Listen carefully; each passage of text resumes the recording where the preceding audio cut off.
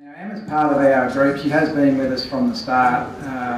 When we first formed our committee, I think there was only 9 of us in it. And Emma doesn't come from a farming background. Her family was from a farming background, but she's never been on a farm. But with our group, one thing we were trying to do, and we worked very hard on this, is trying to build a group that covers the whole community, not just farming activities, because we think that's vital to the success of rural industries in the future, that we can combine all of the communities together. And part of that was working with people outside just farming. And Emma, her work is with holistic management and health. And I actually have a personal story that, like, she actually helped me with my health, and I thought, like, that's something that I'm not the only one that struggles with that, and it's something that probably happens a fair bit in the rural communities, where, especially with men, people don't talk about their health and cover it up and try and cope without it, and cope as if nothing's happened. And it's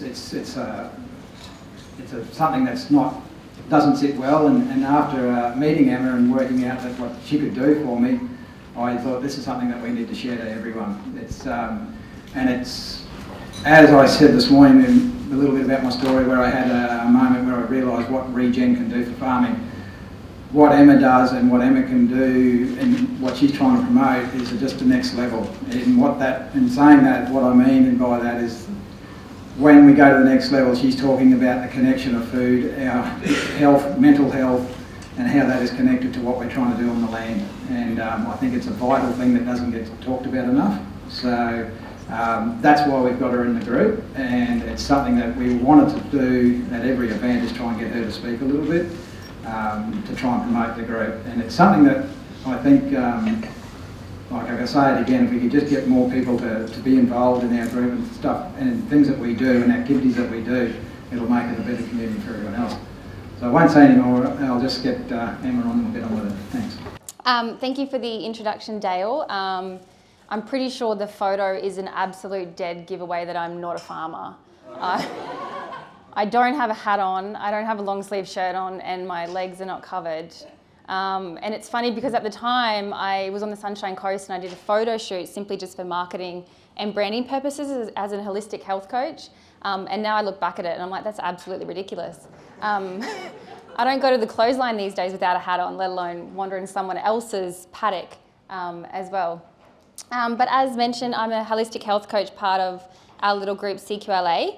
So I studied with the Institution of Integrative Nutrition, so it's an online platform. They are based in New York. I always had a passion for nutrition, I think, for quite some time. However, I don't really agree to, I guess you could say, like the conventional way, on the things that you would learn if you did a nutrition degree, say at university. So the more the holistic side is encompassing very much what Diane and Jane have kind of already spoke about, this holistic approach to health. So I'll go a little bit through my story. This here is probably my main reason for everything. This is my mother, Claire, and this was taken in Mexico. So as mentioned, I always had a really strong passion for nutrition. I think probably growing up was quite athletic my whole life, but it was really, my mum was diagnosed with bowel cancer in 2009, and I think that has radically changed my life, and I guess the trajectory of my life, and then also what I started to take more notice of, and then what essentially I've had more interest in, and sort of the rabbit hole, I suppose, that opens up and that you delve into. So in 2009, my mum went off to the hospital with pain in her lower abdomen, only to discover from a scan that she had a really large tumour growing in her colon. They operated fairly immediately. I think it was within a couple of days. And when they did the operation, they discovered that her cancer had gone to her liver. If you know anything about cancer, by the time it gets to the liver, it is quite hard to cure. And basically, she was given 6 months to live. Her will to survive is just absolutely inspirational. So it took us off to Mexico. My mum knew about what's called the Gerson therapy. Has anyone here heard of the Gerson therapy? A few people, just raise your hands a little higher. Yeah, awesome. That is so cool. So the Gerson therapy was created by Dr. Max Gerson, who was a German. And he essentially at the time, this is, gosh, his daughter died a few years ago and she was almost 100, so we're talking quite some time ago. He actually created a protocol to cure tuberculosis, but he found that it was actually curing cancers and practically any other diseases. So my sister, myself and my mum, we all took off to Mexico, much at the disgust of the rest of our family. What the hell are you going to Tijuana, of all places? You probably go like, I don't know, we're going to get killed by drug lords or something crazy like that. And it's quite fascinating because we went to this clinic and they're actually, so where they practice is over the border in Mexico, so just down from Tijuana, about 20 minutes. But like their head office is in San Diego in America. So we flew into LA, but in Canada and the USA, you cannot treat cancer with anything other than chemotherapy and radiation. It is in fact illegal. So whilst this clinic is 100% like food-based and supplement-based, like my mum wasn't even taking any drugs. So we had to go down to Mexico to receive this treatment. Essentially, we went there for about 6 weeks to learn how to do it. There were doctors there who were doing blood tests and that kind of thing. But we went there to learn the protocol so we could come back to Australia and do it with my mum. This is her actually, I'm pretty sure this is my birthday. We were over there for my birthday, which was really beautiful. They gave us carrot juices in wine glasses, which is really cool. And the slide closer to myself is my mum actually having chelation, which was at a different clinic. It wasn't at the Gerson therapy, and that's to reduce the toxic load on the body. Part of the Gerson therapy, because this will kind of tie back around, part of the protocol was my mum would have about 5 coffee enemas per day and around 13 juices with other supplements, essentially to detoxify the body and then build it back up. Does anyone know what a coffee enema is? A few people? Yeah, anyone know what an enema is? Yeah, so you mix the two together. They're quite phenomenal. I've been doing them for about 15 years. They're absolutely incredible as a detox, but I'm going to give you something that you can do today that is a lot less invasive, probably not as quick, but as effective. So you don't have to be going home and doing coffee enemas. But essentially, yeah, it is popping coffee up the bottom. Your entire blood supply runs through your liver, so you hold the coffee inside of you for 15 minutes. It opens up the bile ducts to your liver, and it's just a massive dump of toxins. So she was doing that 5 times a day, and then, yeah, as mentioned, the 13 juices per day as well. Unfortunately, on the 17th of April 2013, she took her last breath on this planet. And she passed away. A little bit emotional there, sorry. It's coming up her 10-year anniversary. This is also in Mexico, and I just love this photo of her. A friend of mine always says, when I think about your mum, I think of this photo and I just imagine that she's still in Mexico, which she probably is. Because energy is never destroyed, it is only transformed. So she certainly still hangs around, and she hangs around a lot. But she is my main inspiration, and she's my main why. So essentially, after her passing, I became quite unwell myself with depression and anxiety, and essentially continued, I think, to learn about nutrition. I became like absolutely riddled with anxiety to the point where I was that scared to leave the house, which when you think about it, when you're functioning well, is just absolutely insane. It makes no sense why you'd be so fearful to leave the house. So then it, of course, led me on my own journey. Why am I not coping? Why am I like this? Why is my body reacting the way that it is? And essentially, I listened to a lot of podcasts. And one day it got me onto Zach Bush. And I think if you've listened to Zach Bush, yeah, you're down the rabbit hole. You're never coming back out, pretty much. Phenomenal human. And he started talking about glyphosate and the connection, obviously, of glyphosate to human health. And I remember thinking at the time, as Dale mentioned, like I'm not a farmer, but he now farms on, originally my grandparents owned that property. And like, why on earth is anyone using it? Like literally, like obviously the ignorance of not being a farmer, but I was like, I don't get it. I was like, if this information is out there and it's known, the studies are now there, the research is now there, the science is now there, it absolutely baffles me that anyone would be using this chemical. And then I began to realise that actually not many people know about it. And farmers, which I soon realised with Dale, don't necessarily speak to your neighbour. You don't really, if they're using glyphosate and it comes over into your property and you probably know the smell of it, you don't say anything. And I was like, that is absolute insanity to me. So does anyone here understand the effects of glyphosate on the human body? A few? Yeah. Yeah.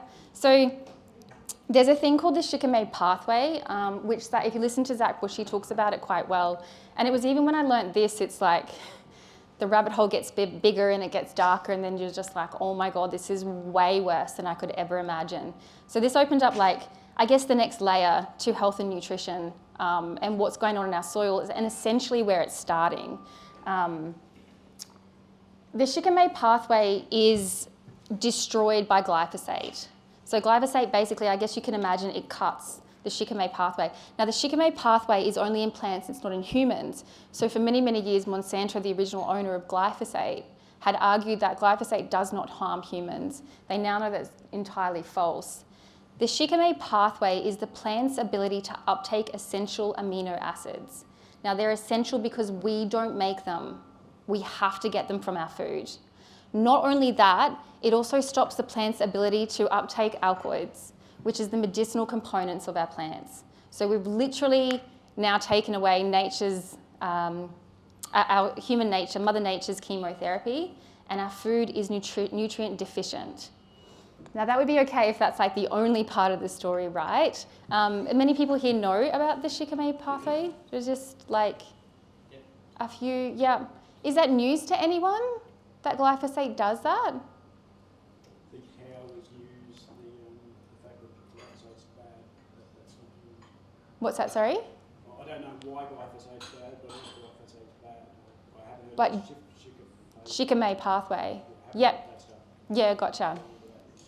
Yeah. Yeah.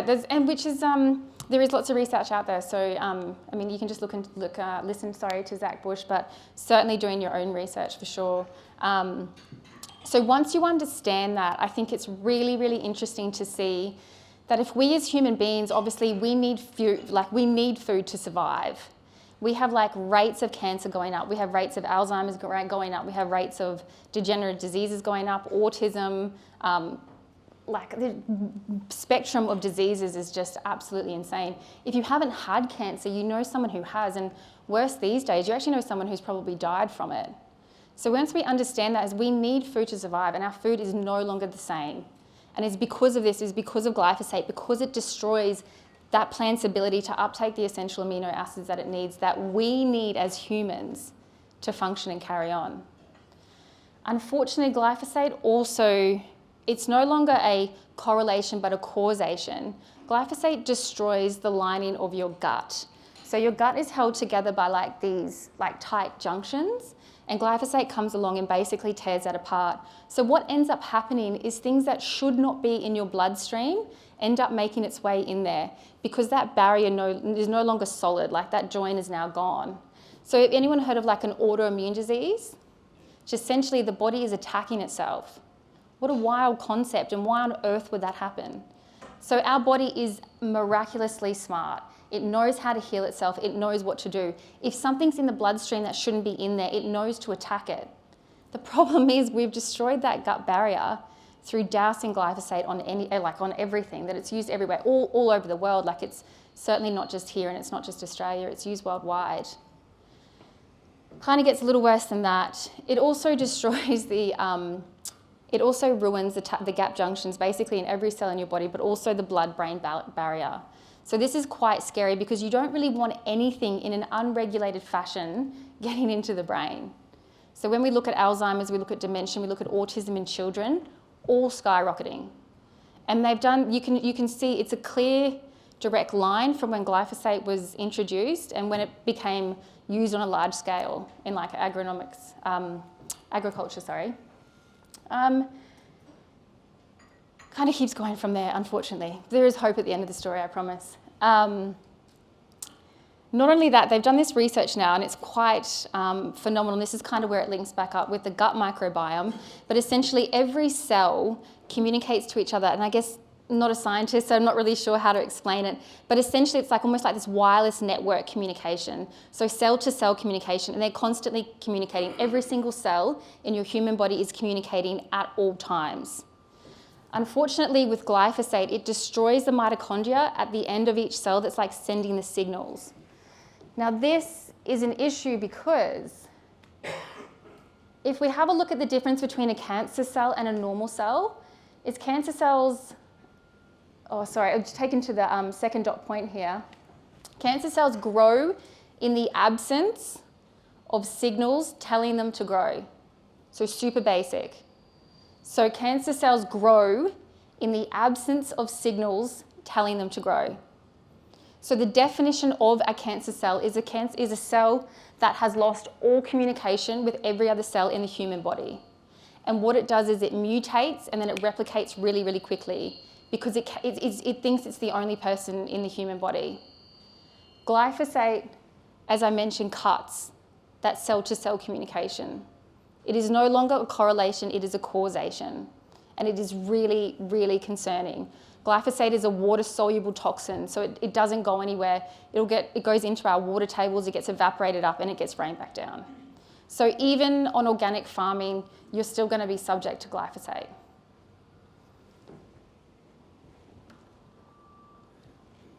But there's something we can do about it, which is really, really exciting. So I'm going to let you know that it's not, it's sort of like the worst, we're in the best of times and the worst of times. Certainly I think that the regenerative ag movement is extremely exciting because we actually know the problem. When you identify the problem, it's half of the solution. So we know what's going on, and I think the more we can educate ourselves around what this chemical is actually doing and then take the baby steps to move away from it, which is what Diane and Ian are here to share today, right? And those regenerative agriculture practices.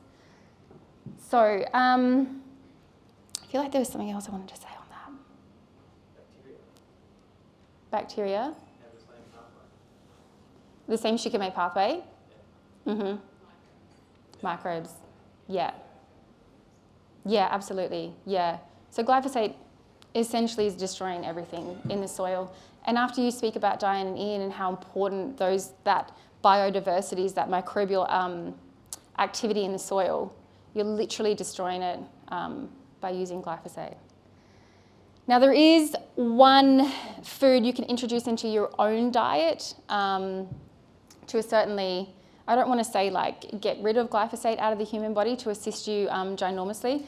This is what Dale and I worked together on. So I came across this one way of eating initially because I was suffering so bad from anxiety, and there was the person who had created it, actually they'd cured themselves of their Crohn's disease.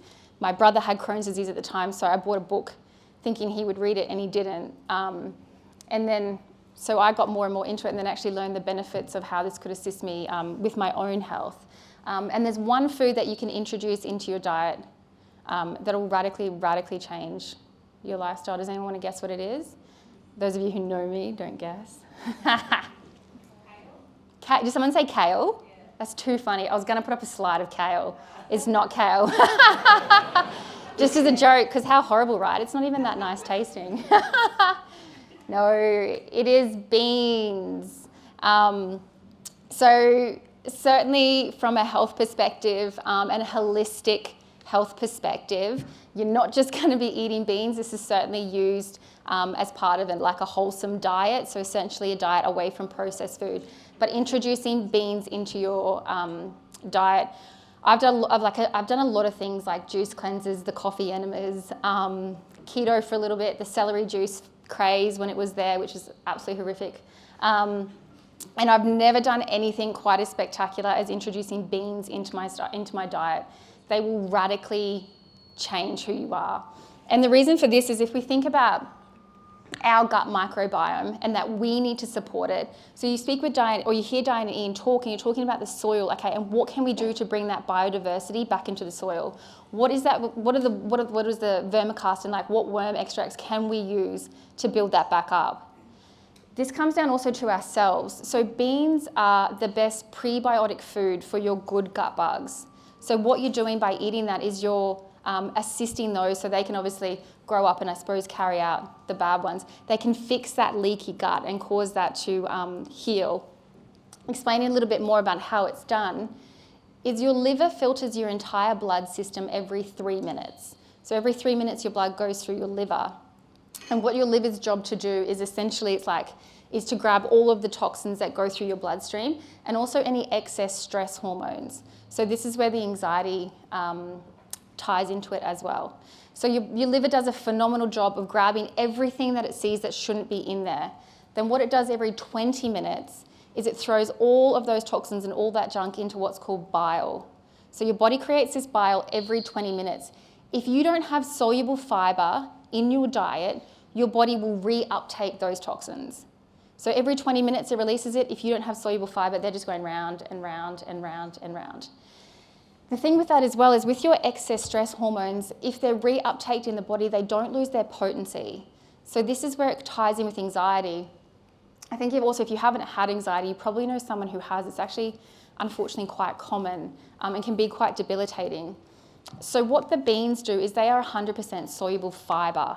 So basically the beans come along and they capture that bile, and 100% of, no, they're not 100% soluble fibre, that's a lie, sorry.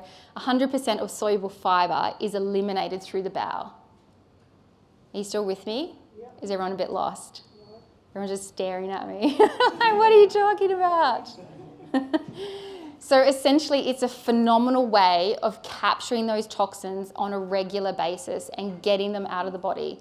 So when we think about it as well, if those excess stress hormones never lose their potency from when they're first excreted to when they're reuptaked, it's known as the calming diet. It is amazing for anxiety because it's getting rid of those excess hormones consistently. So you want to think organic beans. As farmers, you're probably well aware, they're one of the most heavily spread crops. So you do not want to be eating non-organic beans. Ideally, you probably want to be eating dried beans that you soak. I don't do that. I just eat organic beans, tinned beans.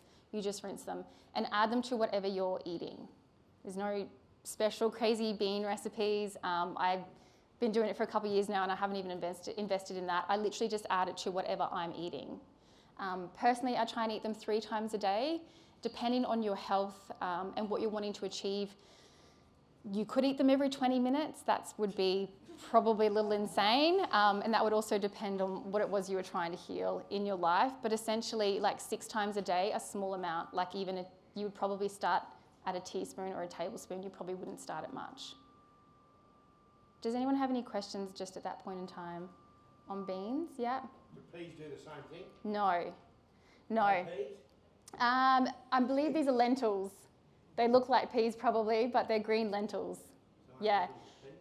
So, I don't know, I'm not a farmer. I eat like, I just Googled beans to use an image. It's a bit prettier than using a tinned picture of beans. So green beans and peas, no, that's not the beans that you need. So think like red kidney beans, black beans, cannelloni beans, chickpeas, so those kind of beans. Yeah. No, I don't like chickpeas either. I don't eat them. I personally only eat red kidney beans. They're what works best with my stomach, with my gut, essentially. Yeah. Yeah. Would this work with any soluble fibre? It does work with any soluble fibre. That's a really good question. So I don't want to say if you don't like beans because you can add it to anything that you're eating. But if you don't want to have beans, you can take psyllium husk. So psyllium husk is soluble fibre as well. Psyllium husk, however, has no nutritional value. So that's where the beans, because they're the best prebiotic for your good gut bugs, you're kind of getting that double whammy, if that makes sense. But yes, you can definitely do psyllium husk, which is in replace of beans. Beans is the best way for me to clear a room. Yeah. Yes. Yes, it is. So farting, basically, yeah. I've asked this at another conference if anyone had any questions, waiting for someone to ask about that. So what essentially happens is beans actually don't cause, beans aren't causing the gas that you would have. It's like the gas is actually already there. It's just that the beans are kind of highlighting it. It would be like if you had an empty rubbish bin, a full rubbish bin, but there was maggots at the bottom, and then you start to take the rubbish off and you're like, oh my God, that's terrible. I'm just going to put that back on. You wouldn't do that. You would clean it out, right? So the beans aren't actually causing the gas. The problem is already there. So you do have to bear with it. It does upset your stomach for a period of time. And once again, it actually depends on your health, what you want to achieve in life and what you want to get out of it. So whether or not you're committed, to radically changing your health, whether or not you have a health condition that you want to work on, then you're gonna I guess, keep up with it, if that makes sense. But personally took my stomach 3 months before I had like no gas, no pain, no bloating. So 3 months of doing it. I'd suffered a lot with like depression, anxiety, so all of this just would have been an absolute mess. Yeah. Any other questions?